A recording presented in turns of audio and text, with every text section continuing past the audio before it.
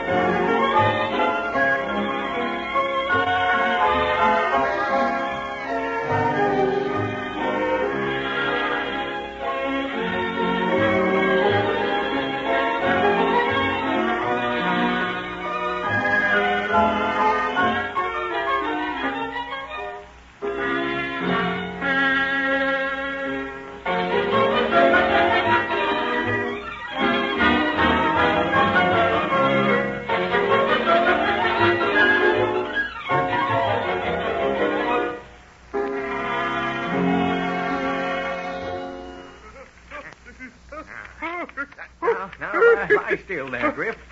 You're jumping all over this table. Well, I'll tell you, Doc Adams. Just you lie still. Let me get through with you.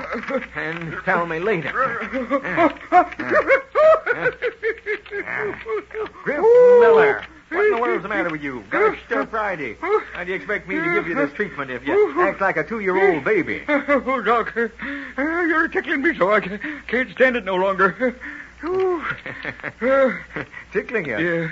Gosh, a great big grown man like you being ticklish. I'd never have thought it, Griff. I reckon I just got too many ribs or something, Doc. Well, all right. Now, let's see if I've done you any good. Let's see how you can stand on your feet now. Well, I'll be fried. Yes, sir, Doc Adams, I can stand all right now. Yes, sir. Golly, I thought when I come in here to you, it broke my back. Yeah, I broke my back. No, you just dislocated a vertebra, Griff. Oh. Now you're all ready to go back and start lifting those heavy boats of yours so you can break your back next time. Yeah, I see. Now you're joshing me, ain't you, Doc? No, I'm not joshing. What do you mean, Doc? I mean that if you don't decide to follow the advice of this old family medico, something serious will happen someday. Now, I've told you several times the best thing you can do is to hire some good husky boy to do the hard work up there at your boathouse. And you just be the boss. Oh, golly, Doc, I ain't never been a boss in my life. No, sir, I always just work for myself. I can't tell nobody else what to do. All right, then, I'll tell you what I'm going to do. Griff, if you don't start taking things easy up there at the lake, I'm going to have you committed as a charge of the county. Then you will have to take things easy. County? Charge? Now, listen, Doc, you wouldn't do that. You wouldn't do that, old Griff.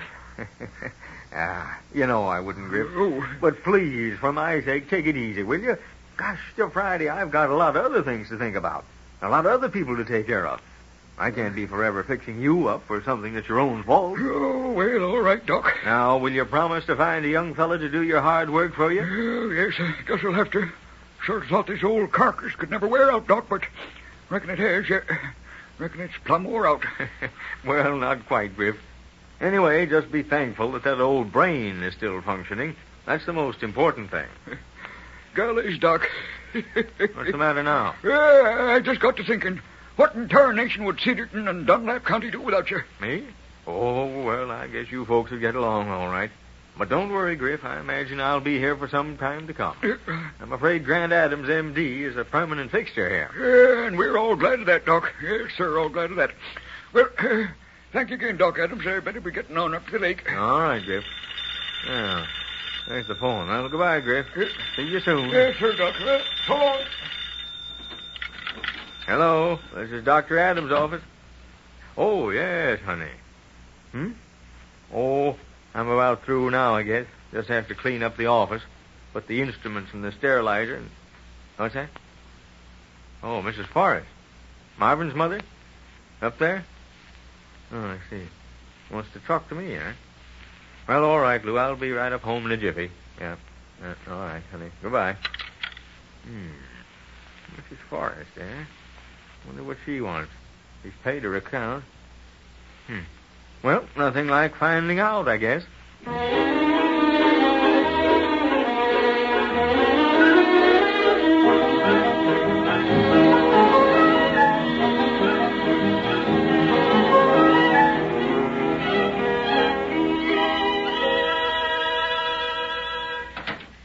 Oh, there's Dr. Adams now, Mrs. Forrest. I'll bring him right in. Very well, Mrs. Adams. There's no hurry. Oh, Grant. Evening, Lou. Well, what's the matter? You look as nervous as our old hen with her chickens out of the coop. Mrs. Forrest is in the parlor, Grant. I tried to find out what she wants, but she just wouldn't tell me. Woman's curiosity, eh, honey? Now, don't laugh, Grant. I just know it's something mighty important. And you can call that woman's intuition if you want to. Well, all right. Let's go in and we'll find out what it's all about.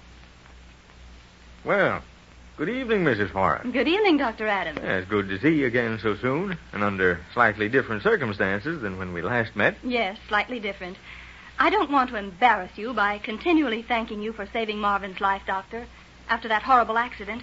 But I want you to know always that you have the undying gratitude of one mother who is very, very fond of her only boy. Well, of course, that's the duty of a physician, Mrs. Forrest. Oh, yes. I know it's the duty of a physician to render aid in emergencies and to cure human ills and to save human lives. Why, certainly. But, Doctor, is it also the duty of a physician to guide those with whom he comes in contact into the right paths of thought, into the channels of wholesome living? Well, I don't think I... You don't know what I mean. Well, no, I don't. Mrs. Adams. Yes? I brought my boy Marvin to your city just 2 weeks ago. When we arrived, he was a headstrong, spoiled, arrogant product of too much money. I hadn't realized until last summer when he came home from military school on his vacation that Marvin had been so completely changed. I hadn't foreseen that he must someday graduate from boyhood into manhood. I hadn't realized that the very traits which we thought cute in him as a boy would be utterly impossible in him as a young man. But so it was. And I've been completely helpless in trying to cope with the problem. But in just 2 weeks, Mrs. Adams, your husband has changed all that. But... How? How have you accomplished this, Doctor? Yes. I don't know. I confess I don't know how you've done it. But you have, Doctor. Today, Marvin is thoughtful, ambitious, friendly towards every person he meets. He's been so considerate of me lately, it's been difficult to accept this new tenderness without giving way to foolish little tears once in a while.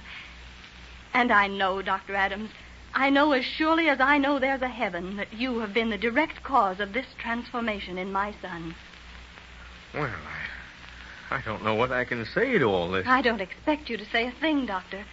But I do know it's true because of Marvin's complete and undying admiration for you. Well, I certainly shan't embarrass you further, Doctor, but this has just been a sort of preface to what I've really come to say to you.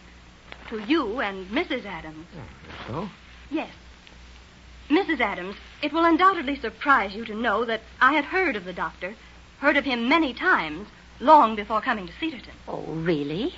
Grant, just think of that. Heard of me? Oh, now. Yes, it's true. I can't tell you how I'd heard of you without violating a sincere confidence. Well. And now, I think I'd better come to the point at once. Yes, if you don't mind, Mrs. Forrest. I guess I'm a little bit confused. Very well. Doctor, I am chairman of the Board of Governors of the David and Jonathan Hospital in New York City. David and Jonathan Hospital? Is that so? Honey, that's the famous hospital for children I told you about, remember? Oh, yes. You read me an article about it in the medical journal. Mm-hmm. Well, I came to Cedarton 2 weeks ago to find out more about this Dr. Grant Adams of whom I'd heard so much.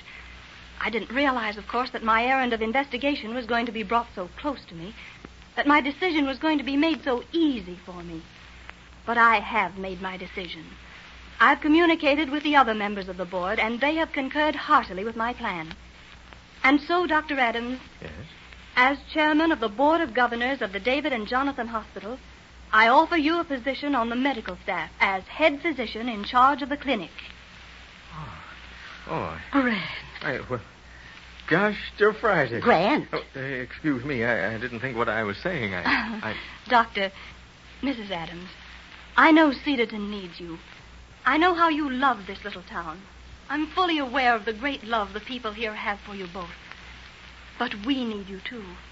I'm not offering you money, Doctor. I'm not holding out the enticement of a large city. I know such things mean nothing to you. But I am extending an opportunity for greater service. Yours is the Ministry of Science, Dr. Adams, and the privilege has been given to me to offer you your call to larger fields.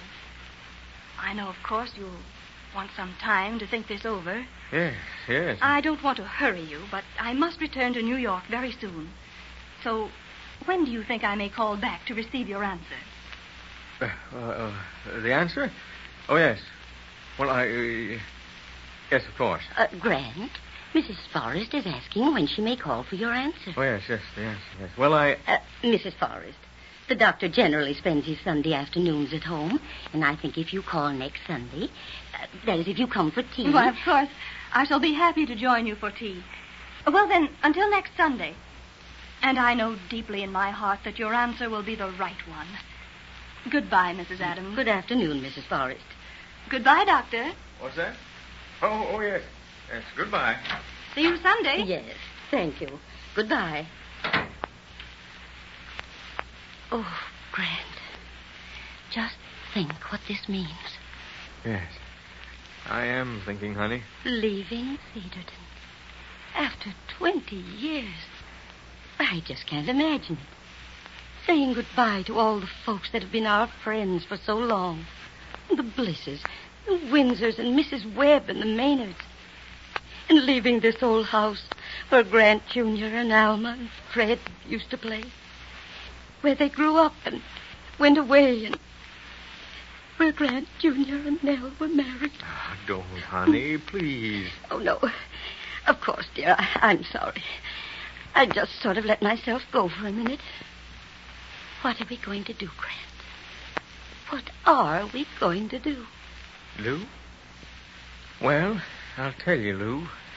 We're going to do what all people down through the years have done when they've had to meet a crisis face to face. We're going to pray.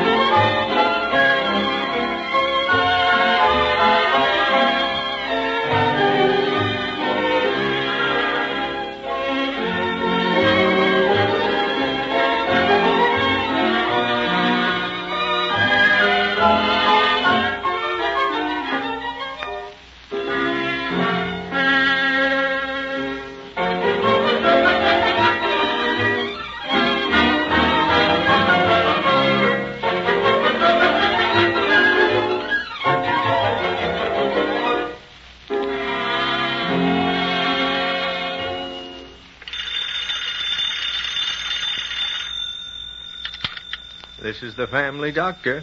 I'll be in to see you again right soon. Goodbye.